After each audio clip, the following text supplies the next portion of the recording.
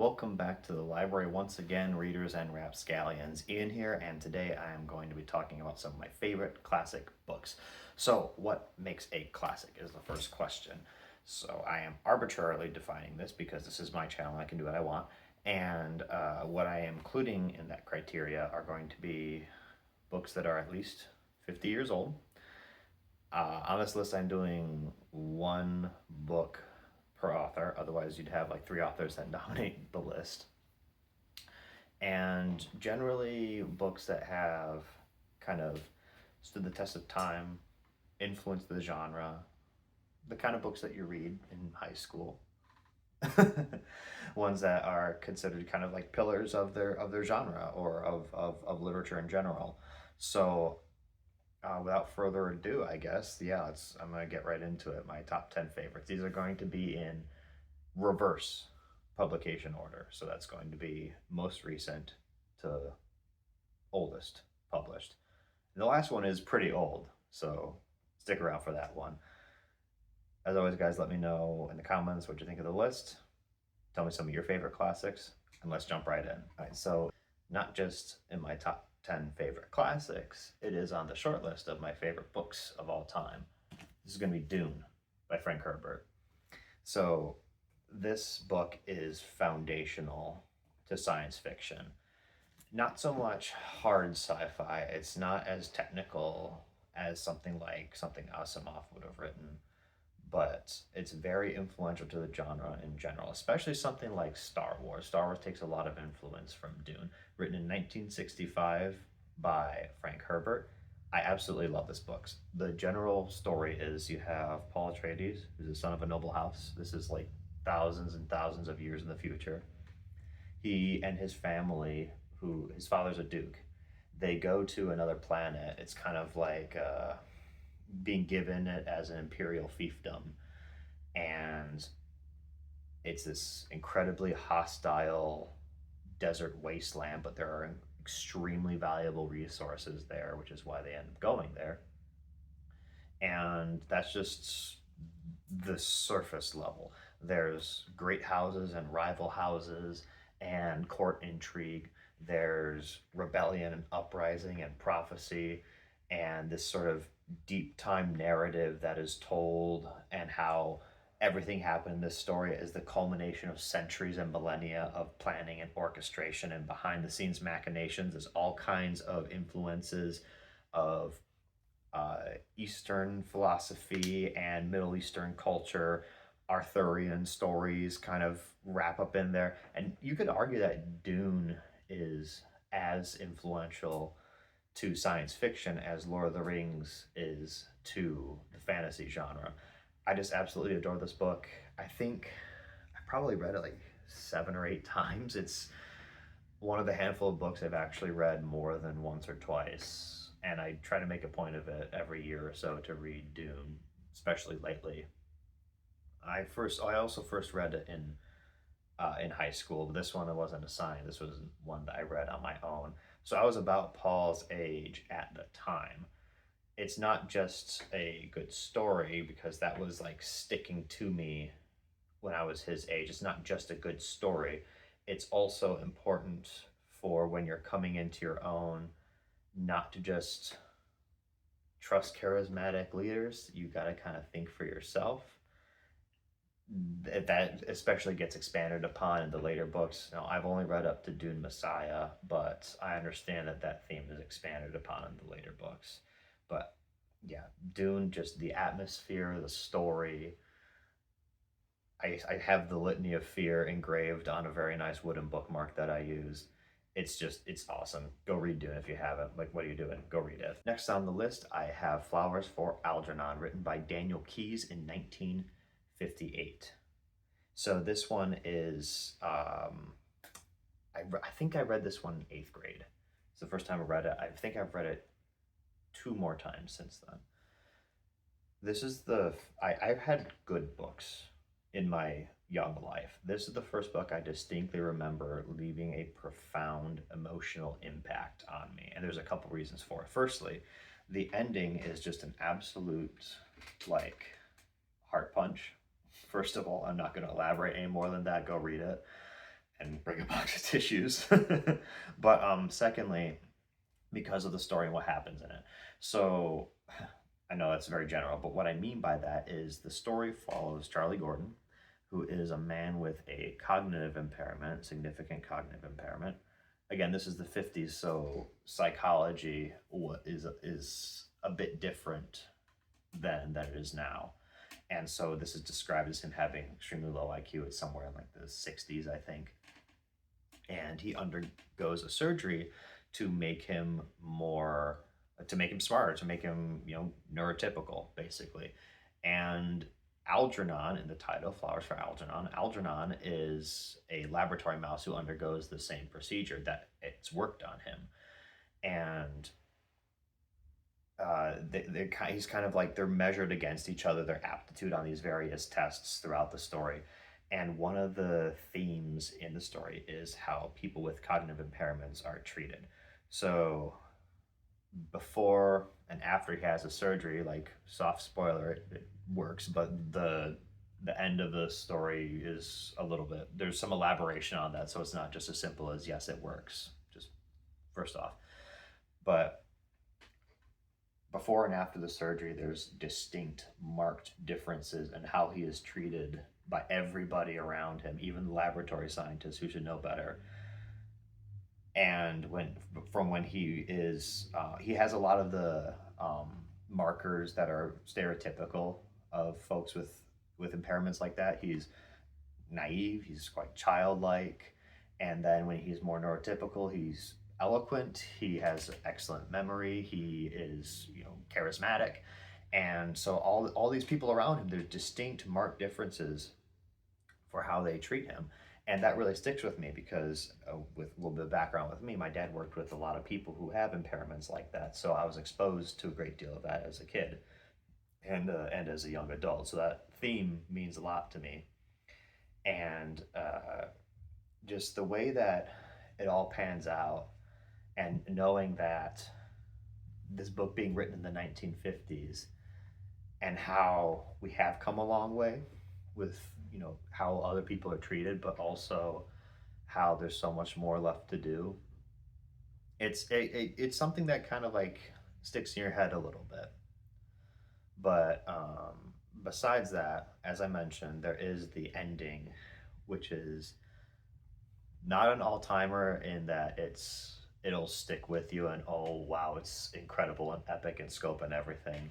It's a pretty small scope story, but it has an ending that kind of like gets you right in the feels, and I'll just leave it at that. It's a good one. Next up, I have Lord of the Flies by William Golding, written in 1954. So with this one, there is a plane crash on an island, and groups of schoolboys basically have to kind of survive on their own, but also figure out how to have their society on this island. There's kind of an implication that there is no more outside world. There's some kind of disaster that happens of some sort. But I remember when I first read this one. Again, this one was also in high school, and this is one that I had read when I was at the time I was watching Lost. That ages me a little bit. But I was watching Lost at the time. I was like, "Ooh, crashing on an island. This sounds really, really good." And I read it, and I hated it.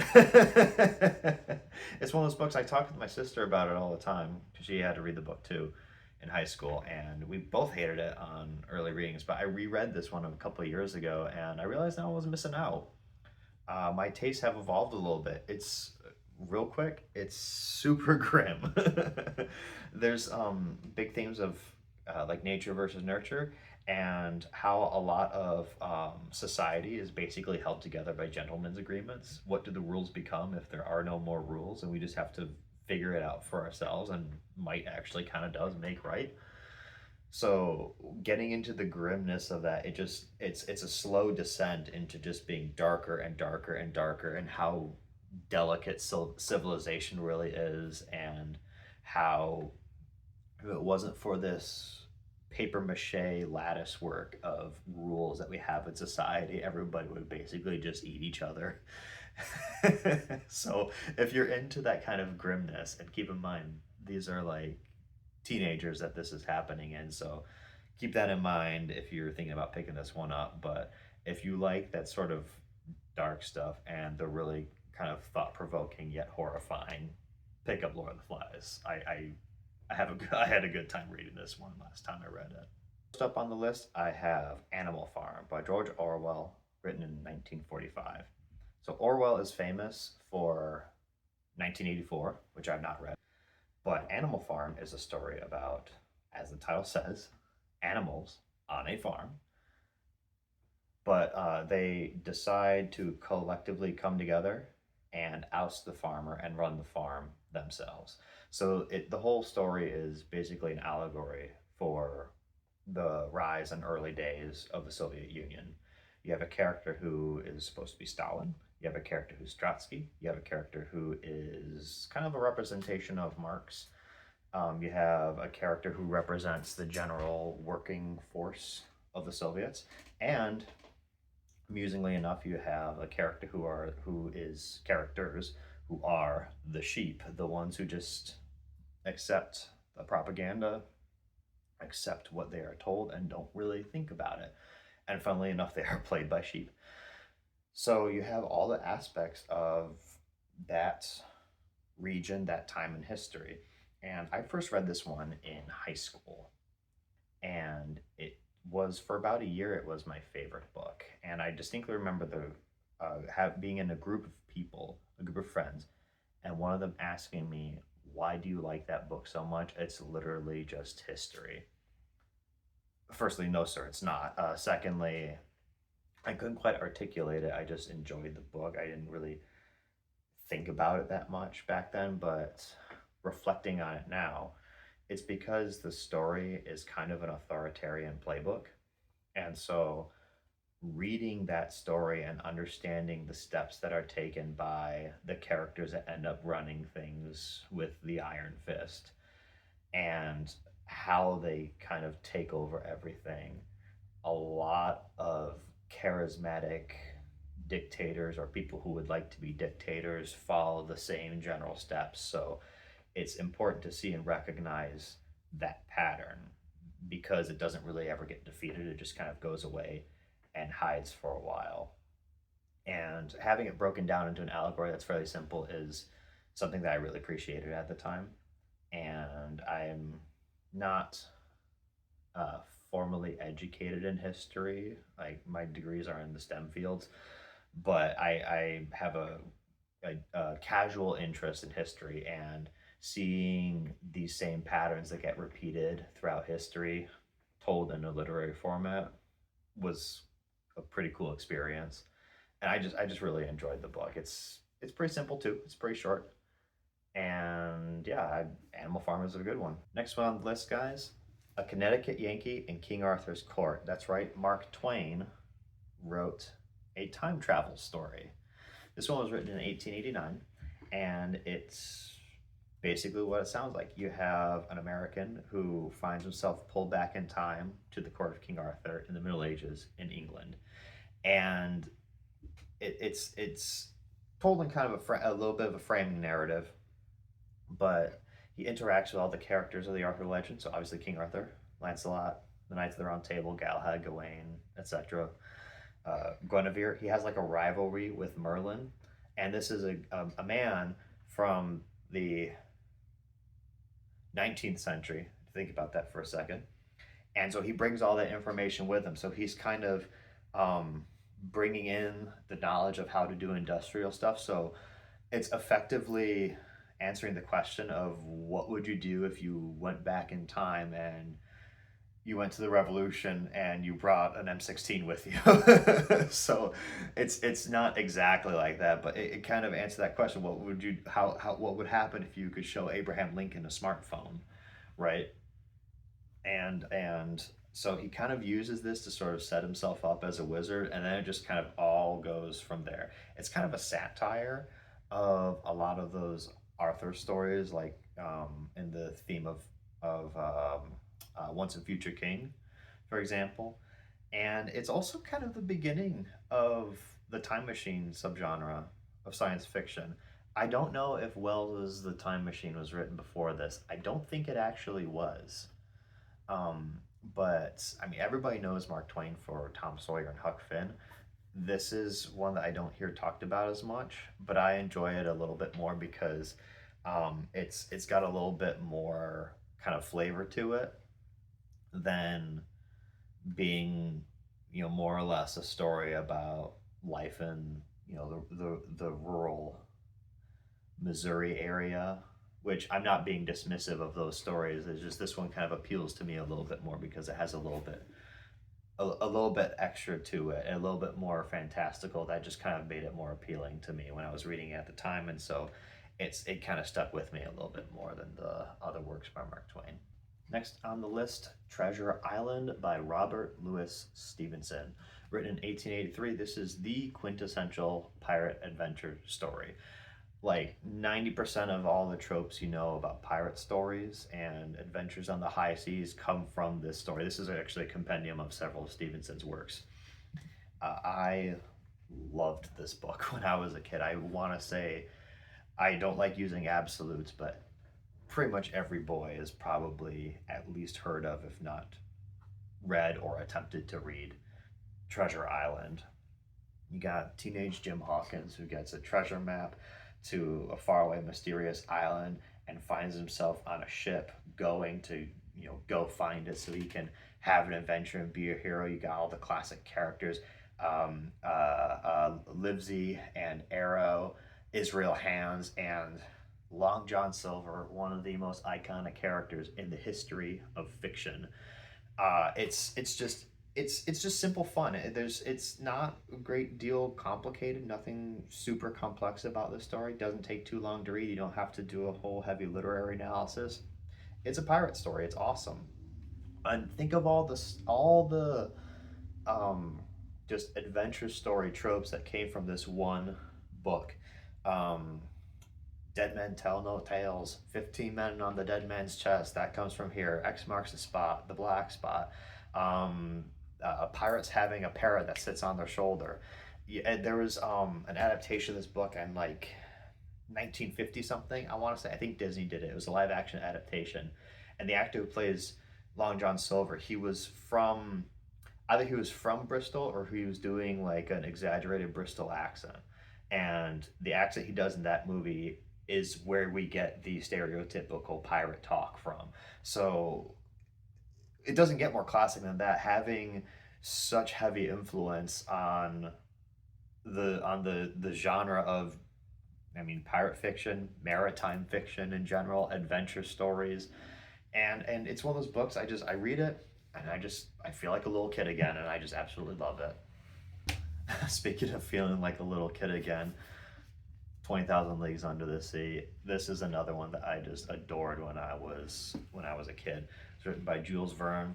I think it was a collection of serials of some kind, and then it got compiled and published as one volume in 1871.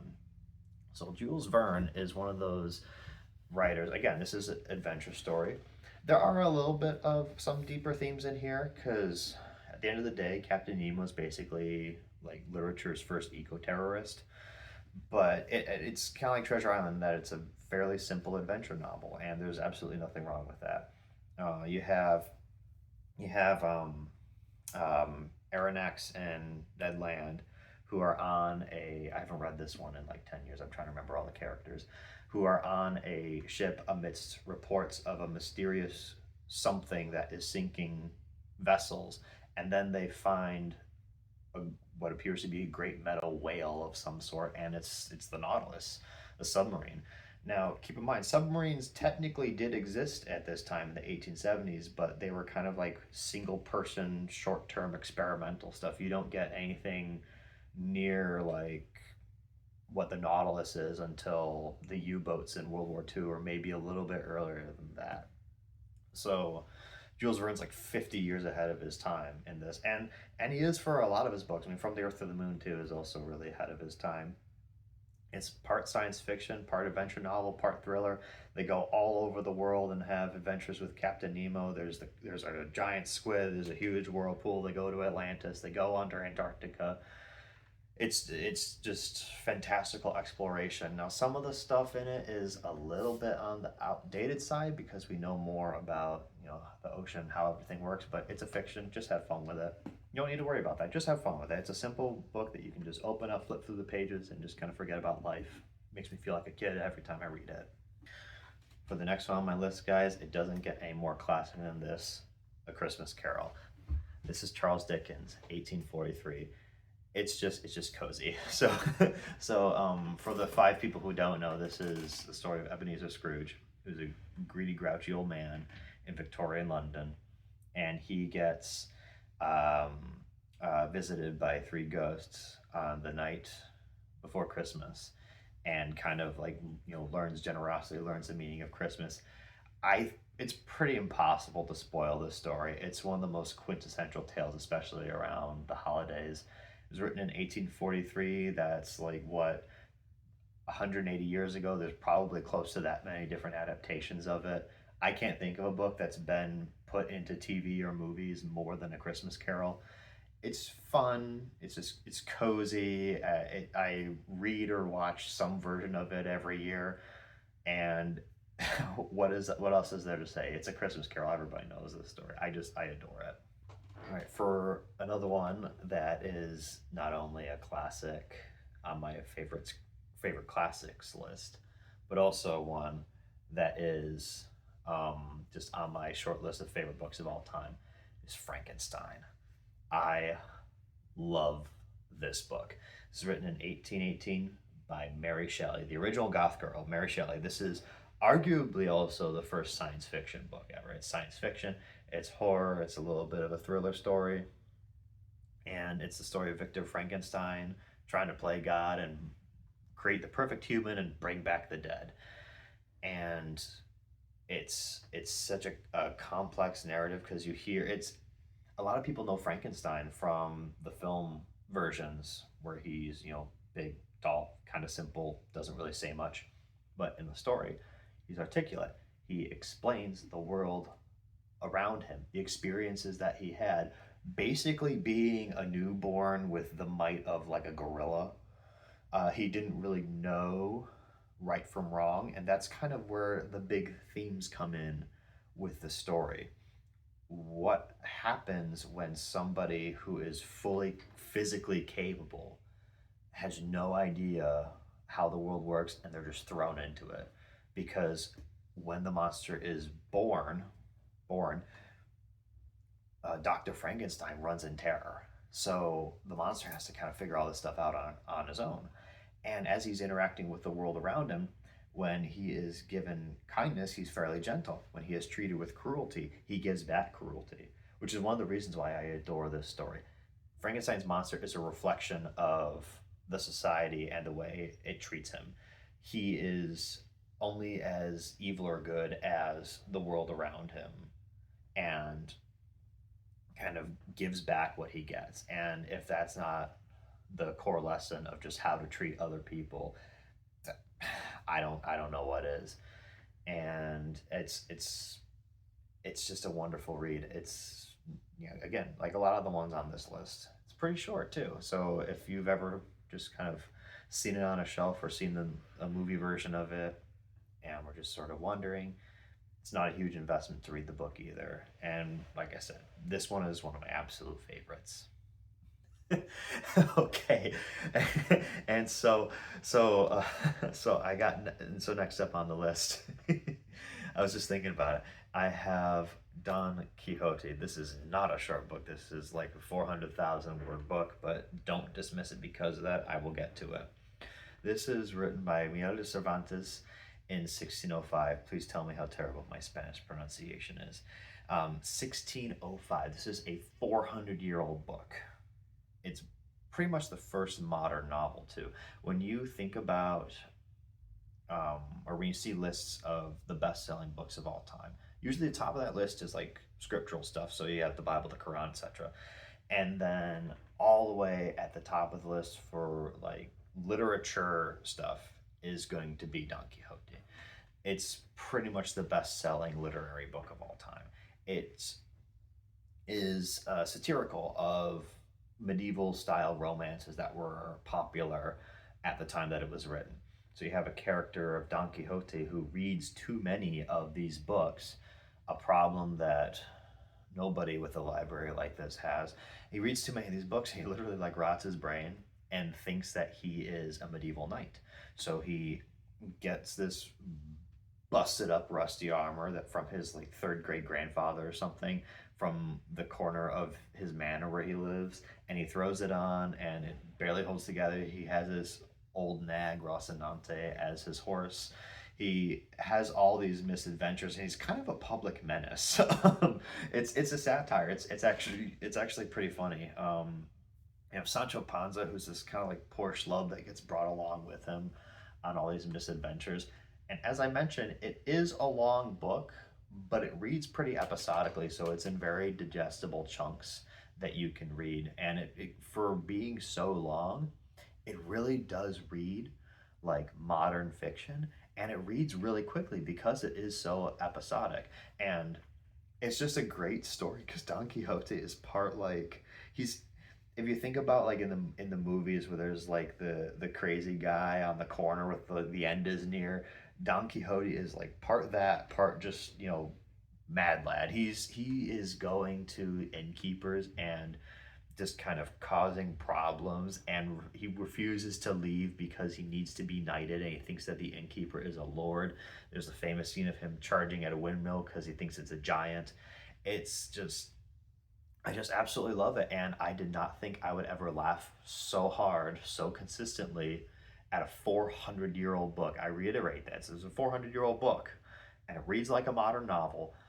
Cervantes was so far ahead of his time, and I like maybe Hitchhiker's Guide to the Galaxy, but other than that, I can't really think of a book that made me laugh more than this one. It's just a great time. Do not be intimidated by the length of the book. It's awesome. So yeah, guys, those are my favorite classic stories. I really encourage you to pick any of those up that you haven't yet. Now, I reiterate, those are my favorite classics. Those aren't the best ones. I'm certain there are some out there that are better written. These aren't all the classics that I've read. These are the ones that have stuck with me the most, that have been most formative to me, or that I just have the most fun, most fun reading. Let me know in the comments below, guys, about your favorite classics. Leave a like, subscribe. See you next time.